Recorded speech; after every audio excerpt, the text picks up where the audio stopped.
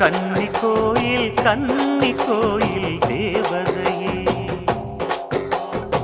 கன்னி பெண்ணுக்கு தாலி வழங்கும் தாய்மடியே,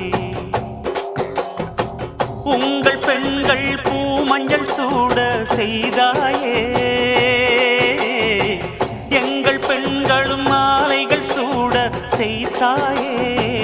கன்னி கோயில் தேவதையே,